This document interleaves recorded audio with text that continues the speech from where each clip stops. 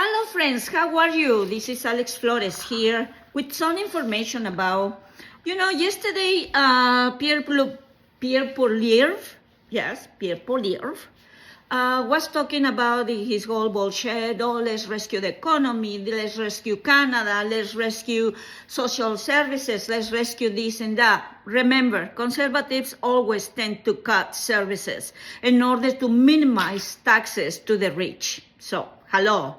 But what it captured my attention was when he mentioned, somebody asked a question about Elon Musk. You know, the asshole, the racist asshole. Hannah, CBC News. Mr. Poilievre, Elon Musk seems to be a fan of yours. He tweeted a 100% emoji recently in response to a tweet that says, Pierre Poilievre is extremely impressive. He should be Canada's next leader. The sooner, the better. I'm wondering what you think of this, and do you accept his endorsement? In French and English, please. Well, first of all, my 3-year-old has just told me that he wants to go to Mars. So I guess Mr. Musk would be the right guy to put him in touch with. Yeah, my kid even wants to go to Mars. Okay. Obviously, the guy doesn't read and doesn't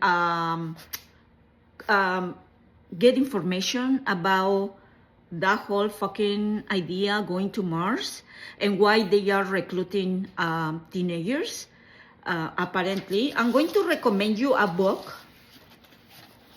The Anxious Generation. He's the author, Jonathan Hay, right there. See, you see it? It's a very important book, very, very informative and very well researched. And it's one of the best sellers in the New York Times. And he has something is called Growing Up on Mars. On Mars, yes.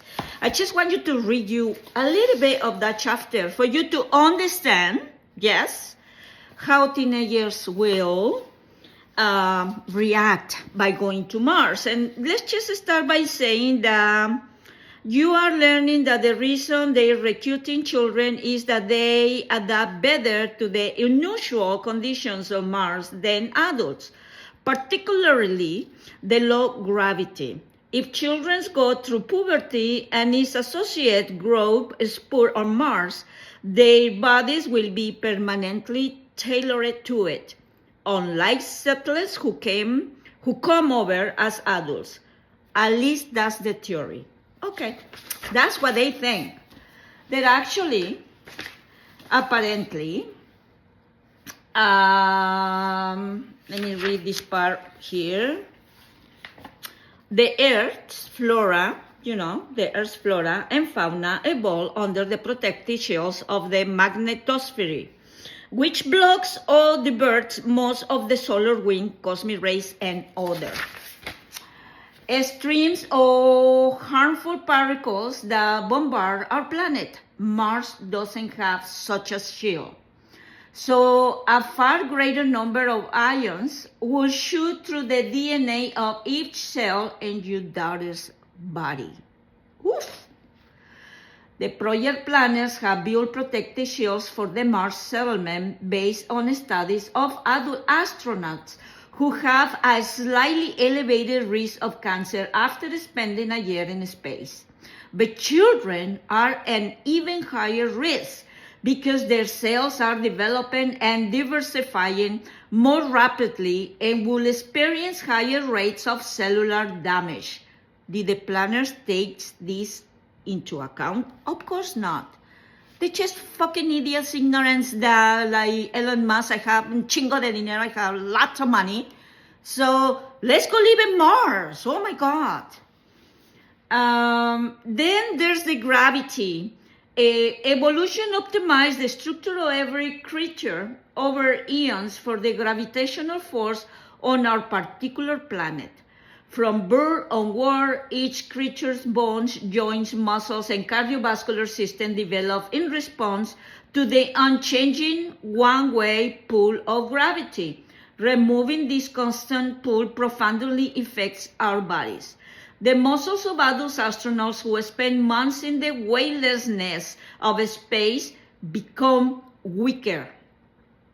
Yes, and their bones become less dense.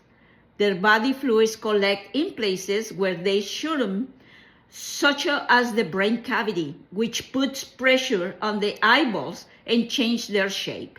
Mars has gravity, but is only 30% of what a child will experience on Earth. Children raised in the low gravity environment on Mars will be in high risk of developing deformities in their skeletons, hearts, eyes, and brains. Did the planners take this vulnerability of children into account? As far as you can tell, no. So, will you let go your children to Mars? Of course not. Don't be an idiot. So we have this Pierre telling that his children wants to go to Mars without even study or look what is out there in research. It's obviously that you cannot control a planet that you don't know, and the gravity is completely different. So please don't hear these people. I mean, he's just acting like Donald Trump, like just putting words without thinking, putting words without seeing what is out there as research. Like, please, this is the prime minister you want to choose? I don't think so.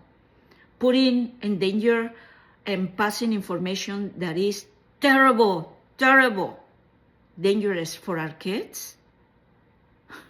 Goodbye.